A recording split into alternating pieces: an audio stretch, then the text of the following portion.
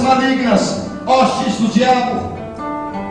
Mas nós devemos saber que se nós estivermos firmados em Cristo, que é a rocha, que é o que firma os nossos passos, é aquele que firma os nossos passos para nós andarmos na presença dEle, no caminho dEle, se esquivando de todo mal. Pode surgir as ciladas, os labirintos, as arapucas do diabo, mas todas essas cairá por terra, porque você está firmado no Senhor.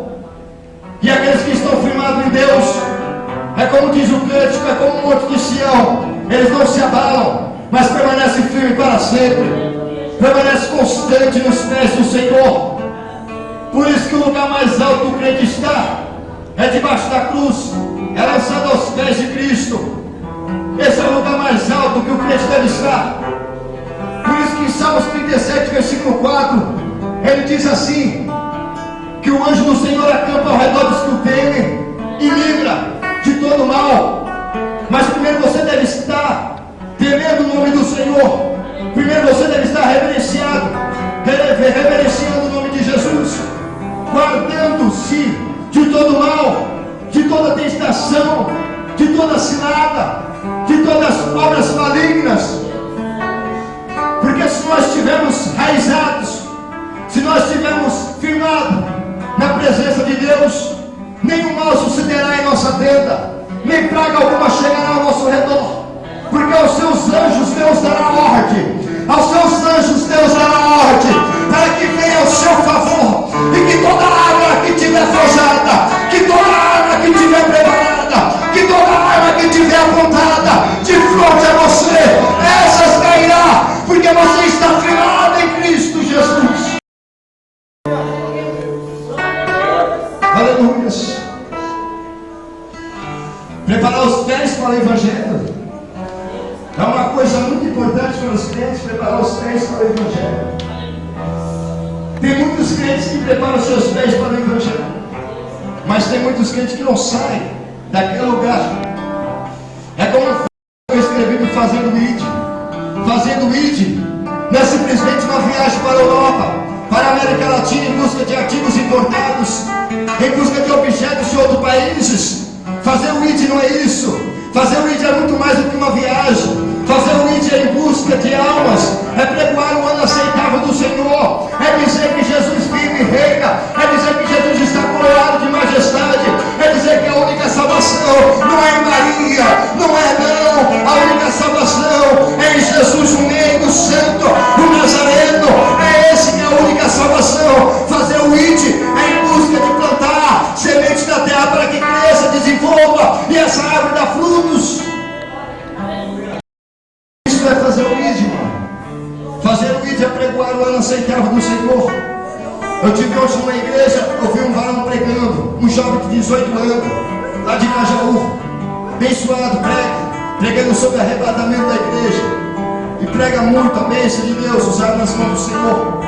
E eu pude ver a igreja se manifestar na glória do Espírito Santo, mesmo na palavra do arrebatamento, que é uma palavra dura, uma palavra muito difícil a ser pregada, porque fala de muitos, é uma palavra escatológica, uma palavra de que há de vir ainda para o futuro, o arrebatamento.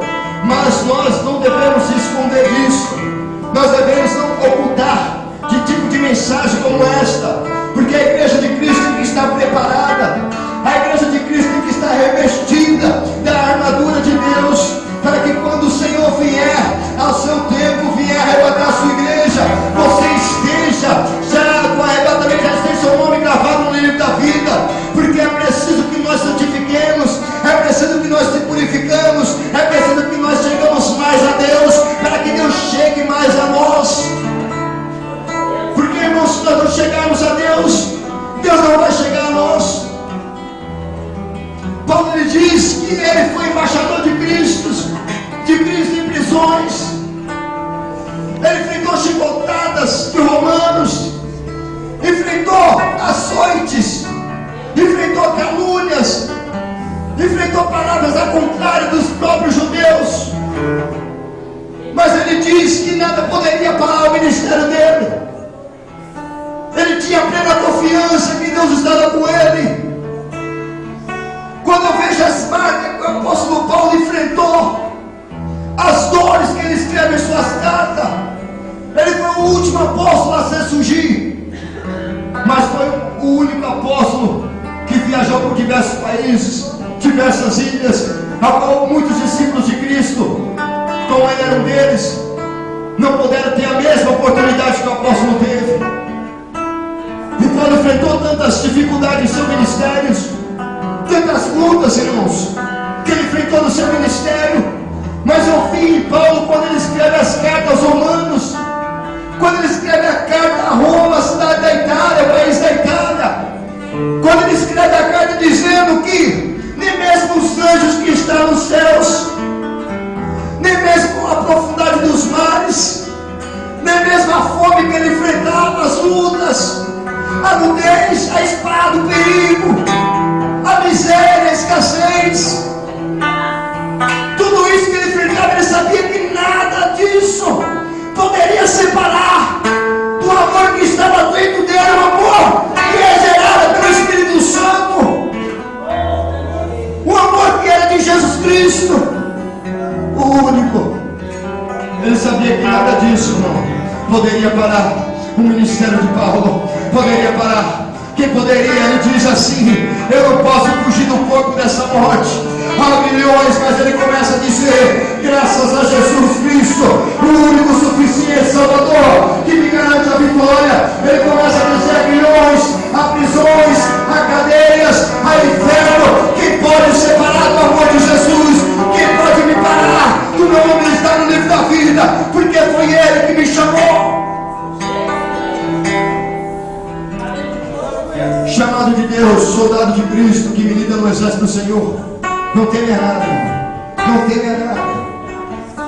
Possa estar tudo ao contrário na sua vida, mas se você estiver com a arma de Cristo, que é a armadura de Deus, você não para. Nada te detém. Nada pode parar. Quando Lucas, Evangelho de São Lucas, capítulo 4, ele relata o primeiro versículo com o Espírito de São Lucas, porque é uma palavra intacta no coração do homem, porque ele diz que 40 dias e 40 noites Jesus foi tentado. 40 dias e 40 noites Jesus foi tentado. Não é só depois que Jesus passou os 40 dias e 40 noites que ele foi tentado, não. Ele foi tentado durante esses 40 dias e 40 noites. Agora pense em alguém que te Agora pense em alguém que tenta te intimidar, que tenta te afastar da presença de Deus como o diabo. A Jesus durante esses 40 dias e 40 noites, ficou tentando colocar pedra de tropeço em Jesus. Penso eu que Jesus ia para um lugar e Satanás ia junto: ei Jesus, tu é filho de Deus. E Jesus ia para a terra: e Jesus, tu é filho de Deus, andando pelos desertos. Ei Jesus, tu é filho de Deus, tu vem com 40 dias e 40 noites. É como aquela parábola daquela mulher que importunava o juiz, que o juiz não pôde mais aguentar. Ele diz: o que ele tem que fazer com essa mulher que me oportuna tanto, que tanto enche meu saco? Como diz as palavras, o que eu vou fazer com essa mulher? Eu vou abençoar essa mulher. Jesus foi dessa maneira: 40 dias e 40 noites ficou sendo oportunado, ficou ouvindo palavras de maldição, ficou ouvindo palavras ao contrário. Ei, tu não é filho de Deus? Olha só, suba aqui, transforma essa pedra em pão. Olha só, se tu é filho de Deus. Jesus revestido da armadura do Senhor, diz: ei, eu estou revestido da armadura de Deus, eu estou revestido da armadura do Pai. Ei, nem só do pão, olha só, nem só do pão liberar o homem, nem só disso liberar o homem. Olha só, Satanás, isso aqui você come e tem mais fome, isso aqui você deve ter mais sede, mas se você se alimentar da palavra de Deus, esse liberar o homem só cai, o homem só tropeça e cai, porque não está revestido da armadura de Deus, não está revestido da palavra do Senhor. Tem que ler a Bíblia para ser sábio, tem que confiar na Bíblia para ser salvo, tem que ler a Bíblia para se purificar. O homem só cai se não tiver revestido da palavra de Deus. Por isso que Deus diz que a espada do Senhor é a palavra